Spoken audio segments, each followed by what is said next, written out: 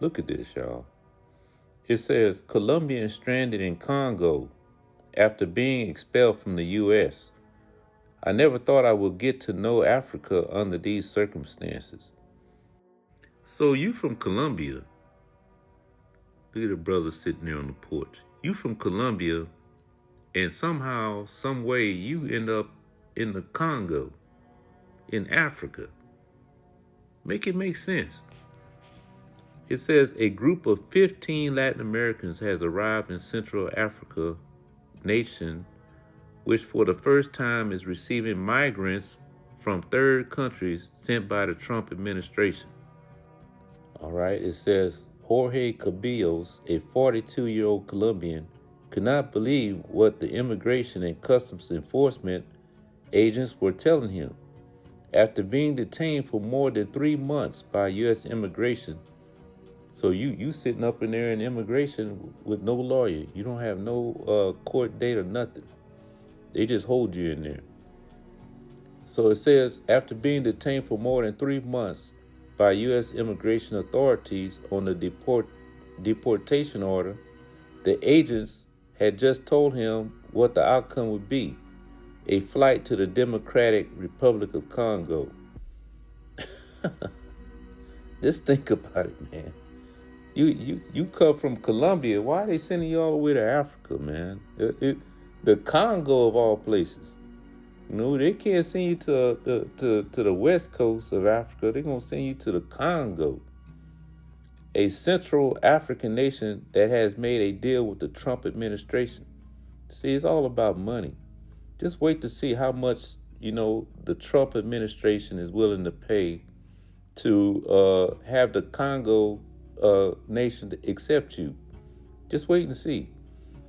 A Central African nation that has made a deal with the Trump administration to temporarily receive migrants from third countries expelled by Washington.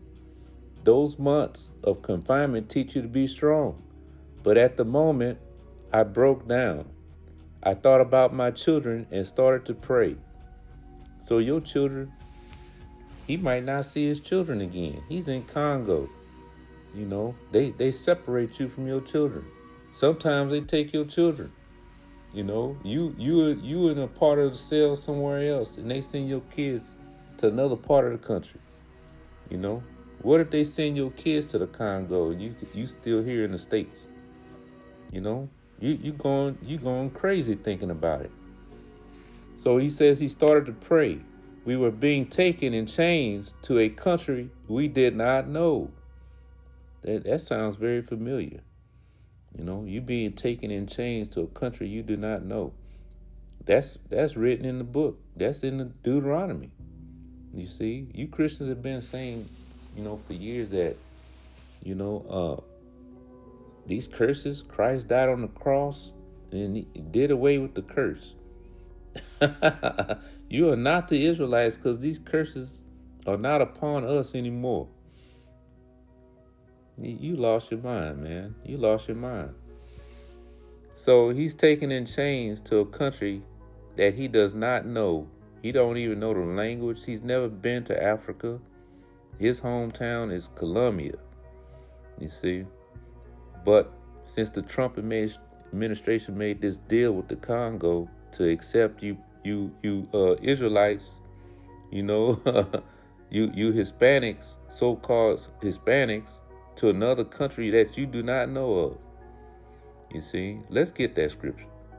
Let's go to the book of Deuteronomy 28:36, because the brother says, he was in chains and they, put him on a plane.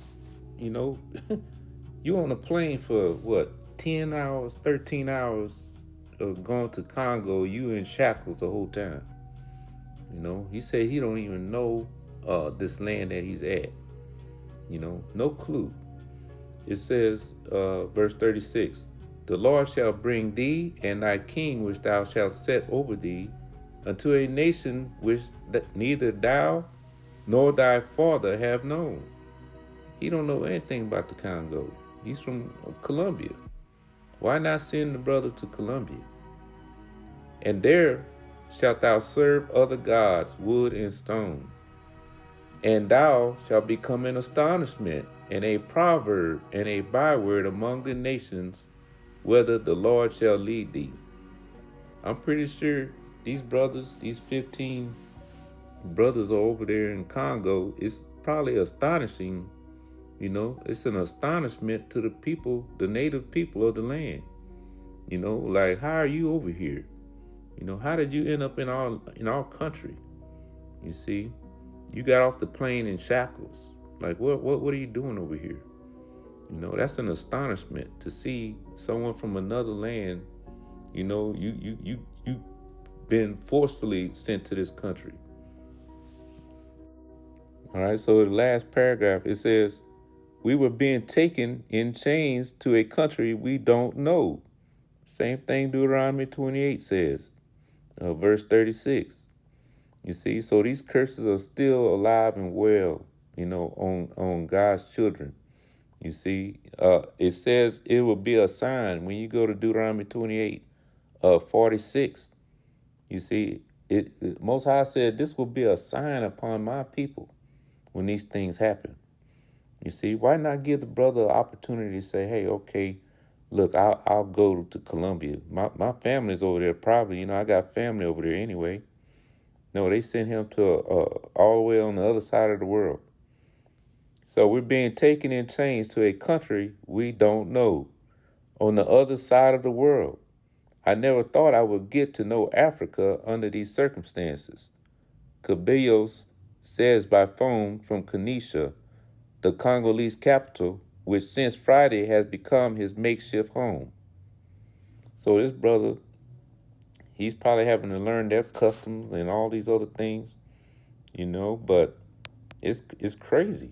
Now wait, it's not over yet. Look how much the Trump administration is paying the Congolese government, to accept these deportees. Look at this, $130,000. You see what I'm talking about? $130,000 per, person that, they sent to the Congolese government. You see, so a lot of hardworking Americans probably won't see $130,000 in their Social Security account when they retire after working 40 something plus years. You see, they probably won't see $130,000 in their bank account. You know, so make it make sense. Like they're willing to pay this kind of money to ship you to Congo instead of sending you back to your country. It makes no sense. But he said what's his name, that gay dude, Elon Musk, is supposed to cut back on all the spending. He hired this dude, this billionaire, to come in and take people's jobs. The education administration, all these different administrations, uh, uh, and now he's giving the money to the Congolese people. You see, make it make sense.